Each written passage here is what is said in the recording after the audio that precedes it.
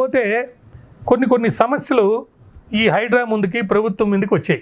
అవేంటంటే పేదవాళ్ళు కట్టుకున్న ఇళ్ళు, గవర్నమెంట్ కట్టిన ఇళ్ళు, లేకపోతే బిల్డింగ్లు, మూడోది అనుమతులు ఇచ్చిన అధికారులు. ఈ ముగ్గురికి సంబంధించి చిన్న మాటలు మనం చెప్పుకోవచ్చు. ఎవరైతే అనుమతులు ఇచ్చారో వాళ్ళ ఆస్తుల్ని కూడా జప్తు చేసి వాళ్ళ మీద చర్య తీసుకొని వాళ్ళ అక్రమంగా సంపాదించినటువంటి మొత్తం డబ్బు వాళ్ళ దగ్గర నుంచి రికవర్ చేయండి, అధికారులందరి దగ్గర నుంచి. అప్పుడు కరప్షన్ కూడా చేయకుండా ఉంటారు. నెంబర్ 1. నెంబర్ 2, గవర్నమెంటు కొన్ని స్థలాలని మరి హుస్సేన్ సాగర్ దగ్గర కానీ కొన్ని పెద్ద పెద్ద బిల్డింగ్లు కట్టినాయి ప్రజల డబ్బుతోటి. మరి అవన్నీ డిమాలిష్ చేసేదానికంటే ఆ బిల్డింగ్లు అట్లే వదిలేసి, ఒకవేళ అది కనుక ఈ ఎఫ్టీఎల్లోకి వచ్చి వాటర్ కనుక ఫ్లోకి కనుక ఇబ్బంది ఉంటే అది కూడా డిమాలిష్ చేసేసేయండి.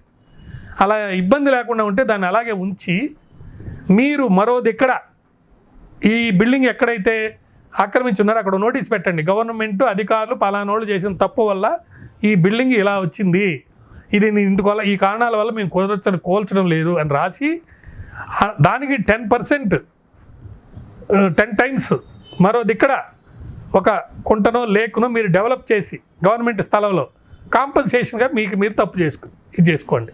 ఇక పేదవాళ్ళకి మీరే దగ్గరుండి వాళ్ళ యొక్క సామాన్లు బయటికి తీసి మరోది ఇక్కడ వాళ్ళకి ఇళ్ల స్థలాలు ఏర్పాటు చేసి కట్టడాలు కట్టి, అంటే ఎఫ్టీఎల్లు, బఫర్ జోన్లు, గవర్నమెంట్ సంబంధించి ఇంపార్టెంట్ స్థలాలు ఇవి కాకుండా కొంచెం మంచి ఏరియాలోనే వాళ్ళకి ఇళ్ళు కట్టించి రాజీవ్ గృహ కల్పన నుండి లేకపోతే ఇంకో కల్పన కింద వాళ్ళకి ఇళ్ళు ఇచ్చి వాళ్ళు ఇబ్బంది లేకుండా వాళ్ళు ఉండే విధంగా చేయండి.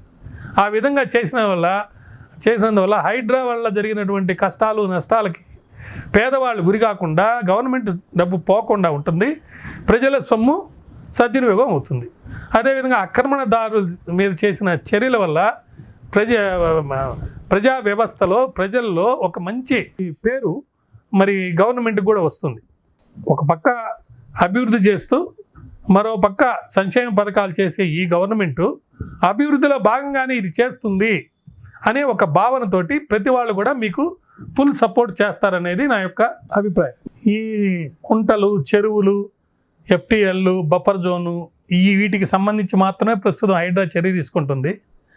ఇంకా మూసీకి నదికి సంబంధించింది, హుస్సేన్ సాగర్కి సంబంధించింది, అదే కాకుండా గవర్నమెంట్ స్థలాలు ఆక్రమించినవి అవన్నీ కూడా 90% ఉన్నాయట. వాటి మీద ఎప్పుడు చర్య తీసుకుంటారు?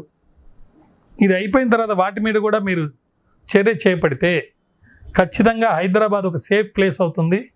అటు రవాణాకు కానీ, వరద లేకపోయినా ఉండటం కానీ, క్లైమేట్ని కంట్రోల్ చేయటం కానీ, లేదా మూసీ నది ప్రక్షాళనతో ప్రకృతిలో చక్కటి వరంగా ఉన్న హైదరాబాద్లో ఈ వాతావరణం బాగా ఉంటుందని వస్తుందని నేను ఆశిస్తున్నాను.